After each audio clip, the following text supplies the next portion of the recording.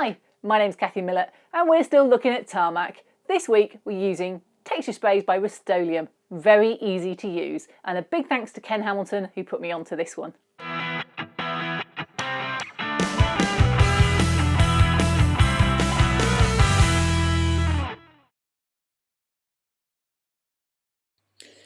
In this week's Wheel World, we're looking at newer tarmac because this technique gives you a very shiny, dark tarmac. It's a lovely technique, but when you look at roads, you need to look for ones that have fewer cracks and have a much darker colour, such as these ones.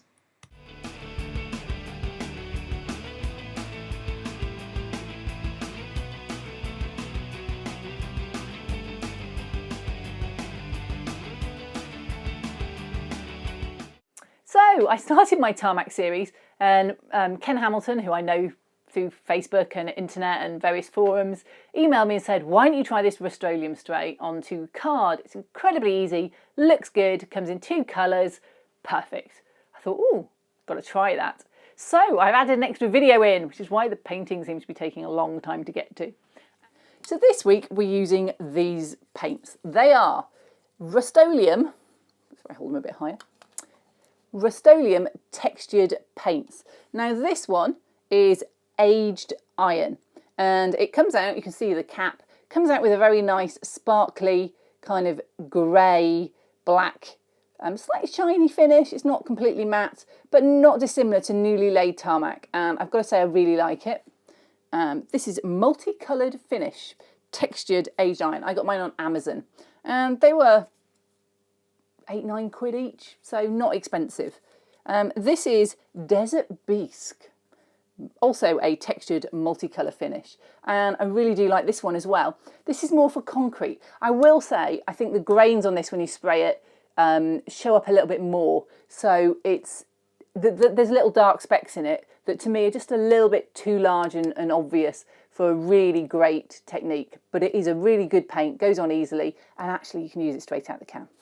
So what do we do first? Well, first we have to cut our card to shape, and unlike the foam that we've just done, it's a bit harder with card. So what I'm going to do is use a piece of newspaper, just because it's a large sheet of paper, as a template, and I'm going to get that one absolutely perfect, and then I'm going to go around it and use it to cut on the card itself. So first up, doing the newspaper. To make sure my paper stayed taut, I use masking tape just to hold it. I find that if you don't, it dips and it moves slightly, and then when you put it on the card, it's not exact anymore. And if you do cut it a little bit too fine, i.e. there's going to be a gap, just put a little bit of extra masking tape on the outside and then cut that masking tape. So not my favourite bit, trying to get decent templates. So what I'm going to do is I'm going to go and put that on the card. It isn't going to be 100% right, I suspect, and will require a little bit of just tweaking, but I'd rather do it too large and just smooth it back than do it too small and then have to add some on, because that's quite hard. So my card it's the same card I've used for the rest of my dock. It's Rowney Dove Grey. It's mount board, so it's got 2 thin sort of skim layers back and front that are sort of neat, and then it's got sort of the bit in the middle that's sort of compressed. So it's a little bit thicker, 1.5 mil or something. So very useful. I like it a lot because it's got a lot of solidity to it. It doesn't warp and it's easy to cut. I'm going to go and do this on the floor. It's the only remaining space big enough to cut this on at this point. So I'll be back in a minute. So that done, just a couple of top tips. If you're putting it round track work, make sure, especially if you're doing points, that you turn it upside down and cut out a little piece where the throw bar comes across, because there's generally a raised moulded piece of plastic, and I'm just going to go and show you that now. So in these 2 spots, which I've marked, there's a piece of raised plastic just on the inside. So I'm just going to flip these over, find my knife. I'm just going to flip these over, mark them on the back, and I'm just going to dig out a little bit of card to make sure that it basically clears those, much like we did with the cobbles actually, if you saw that video. So just a little bit through, it doesn't really matter, and just pull it out. There we go. Right, that should sit a bit better now. So So let's just try this in place. There's a few gaps, it's not perfect, especially at this end. There's a little gap around there that's, yeah, but it now fits in, clicks into place as much as it's going to. There we go, much better. So there we are, base. Now, I'm going to take this outside and spray it with Rust-Oleum texture paint. But before I do that, I want to demonstrate a couple of different Rust-Oleum. So I'm going to actually mask it and use two different pieces.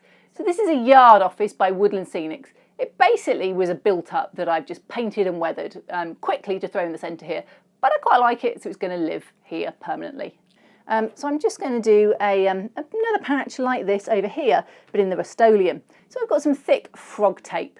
And what I'm going to do is I'm going to take this, cut it, and use it as a mask for this concrete base that I want. Let's put this there, as if they had something there.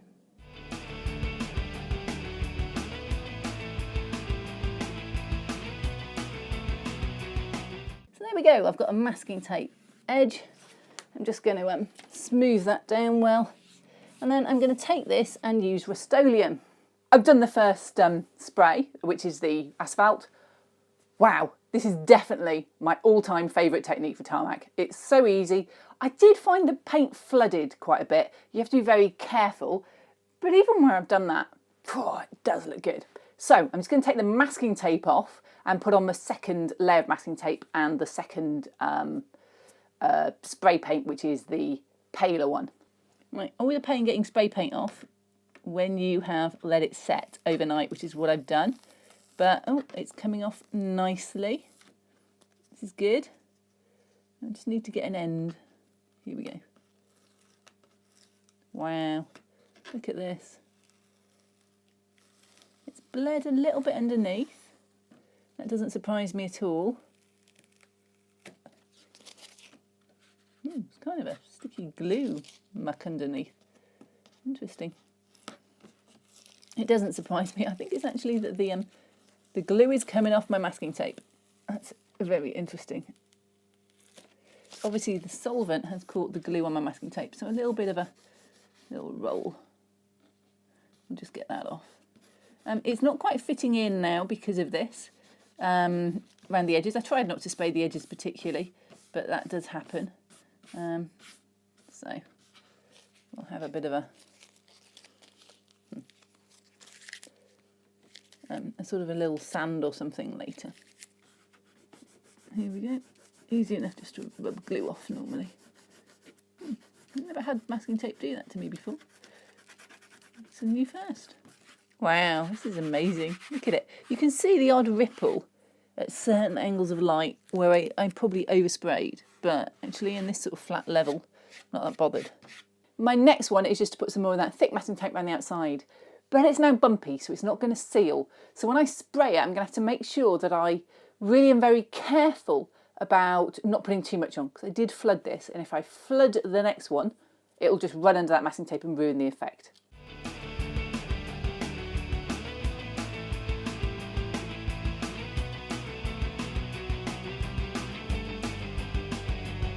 So I've done it down in the garage. It's really hard not to get these paints to flood. Much easier if you were going to paint this in one big area. But I'm going to take this off now before it's too set, mostly because I want to see if it's bled and I'm in, whatever.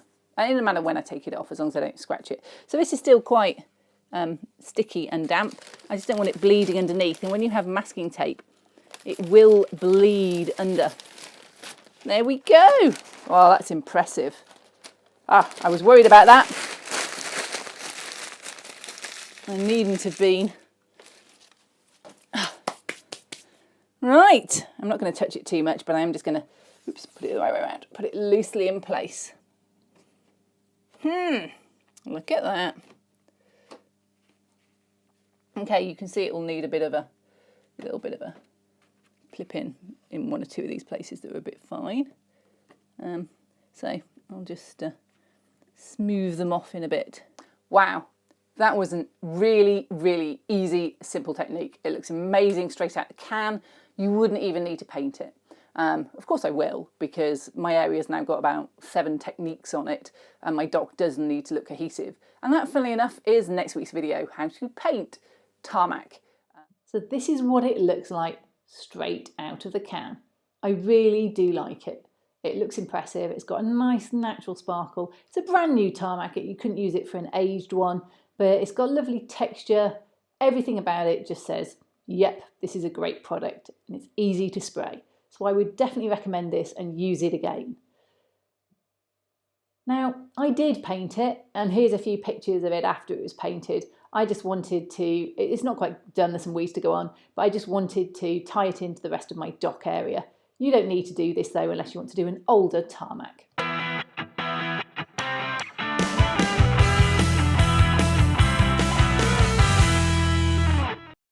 Well, life's never boring round here, is it? 1 minute I walk down the kitchen counter and there's nothing here. The next minute there's this. I mean, what's it going to be? Do you think it's going to be a jungle? Do you think it's going to be an N-scale jungle? I'm N-scale. Do you think it's going to be something out the Halo diorama? Or is it just something interesting she picked up, like the bunch of lichen sticks in the corner, and she might take a photo? I don't know. But it's quite big. I wonder if there's anything alive in it. Probably not. Oh well. We'll see. Anyway, in the meanwhile, didn't you enjoy the Rust-Oleum spray? Oh, it was awesome. We were so excited when we saw her spraying it. It just was shh, shh, shh, shh, shh, shh, and it was done. I mean, how quick is that? Half the technique, she spends hours. She does layer, she does layer, she does layer. This one, done in an instant. Definitely a winner. See you next week.